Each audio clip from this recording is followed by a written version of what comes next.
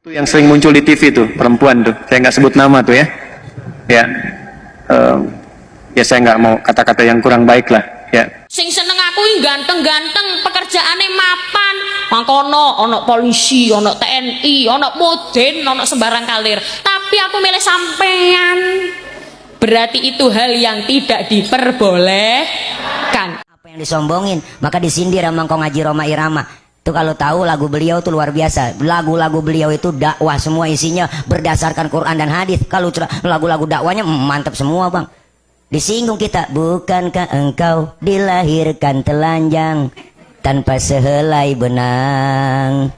Kemudian berkat rahmatnya Tuhan kau bisa jadi orang. Tak malukah, tak sadarkah kau kira dirimu siapa?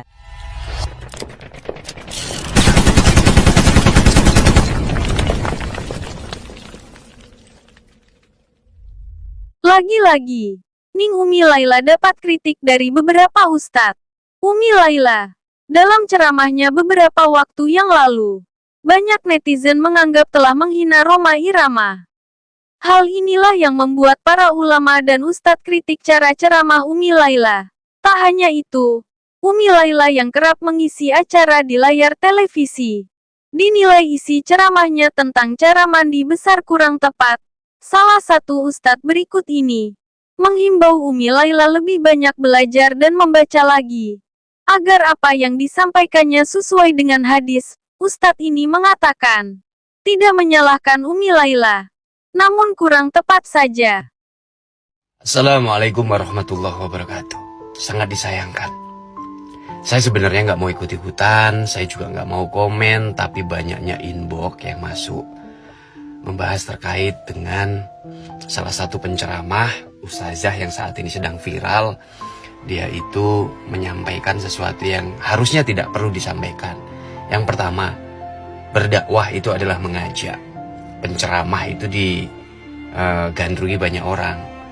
Terus kalau mau ceramah, lebih baik itu belajar mencari hadis, mencari sesuatu yang menguatkan keimanan kita. Bukan malah mencari keburukan, kejelekan orang lain, lalu dipakai untuk bahan ceramah, untuk tema dakwahnya. Nauzubillah min zalik. Itu sama saja Anda menggunjing, sama ada Anda menggibah, sama aja Anda itu melakukan hal yang tidak baik. Astagfirullahaladzim. Jadi bacaan niat itu dibaca ketika mengguyur sebelah kanan. Biasanya ibu-ibu kalau niat pakai bahasa Arab, apa bahasa Sunda, apa bahasa Jawa? Bahasa Arab. Ya udah. Gaya banget ibu.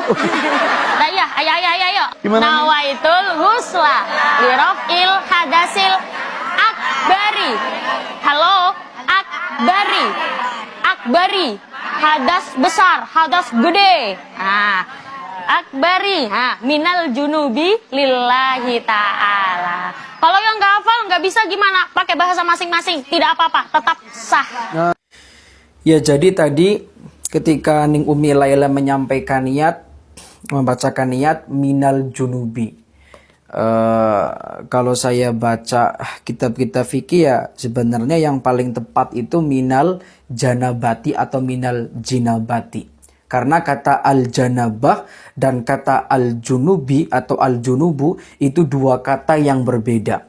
Kalau kita belajar bahasa sorof atau ilmu sorof, maka al-junubu itu sihotnya isim fa'il, sementara al-janabah atau al-jinabah itu sihotnya masdar. Jadi dua kata yang berbeda, maka artinya pun juga berbeda lah itu. Jadi kayak santri baru biasanya itu belajar amsilah tasrifiyah, janubaya jenubu janabatan wa majnaban fahuwa junubun. Ujnub lata jenub majnabun ya kan. Jadi fahuwa junubun. Jadi junubun orang yang punya hadas besar yang disebabkan karena jima atau keluarnya mani. Sementara keadaannya sifatnya disebut dengan janabah. Jadi janabah dan al-junub itu dua kata, dua makhluk yang berbeda lah itu.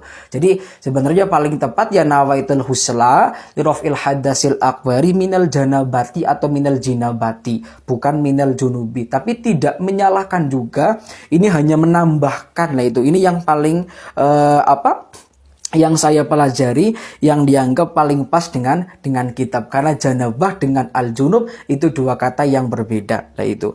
Nah, dalam kitab ini fayanwi maka niat sopo al-junubu lah itu, al-junubu orang yang punya hadas besar tadi itu.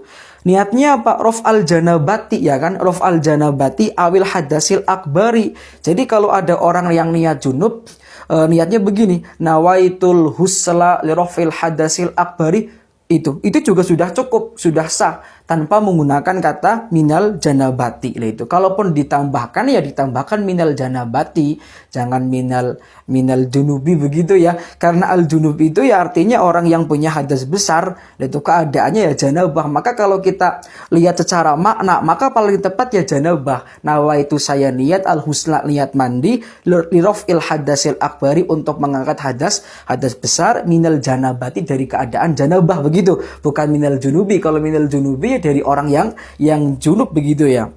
Kayak dalam Al-Quran coba itu Al-Ma'idah ayat 6. Wa in kuntum junuban, jika kalian ku orang yang junub, kata Allah, orang yang punya hadas besar karena jima, karena keluar mani, maka fatahharu begitu. Jadi junubun itu ya tadi isim fa'ilnya itu.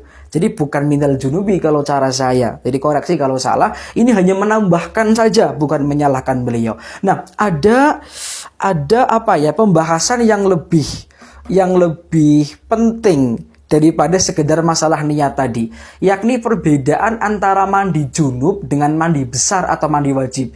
Ternyata keduanya itu berbeda. Ketika saya buat Instastory memberikan sebuah pertanyaan kepada follower saya, apakah mandi junub dengan mandi besar itu sama? Maka banyak yang menjawab sama. Padahal keduanya itu dua hal yang berbeda lah itu. Pertama saya ingin menjelaskan siapa itu al-junub, siapa itu junubun itu, orang yang junub itu.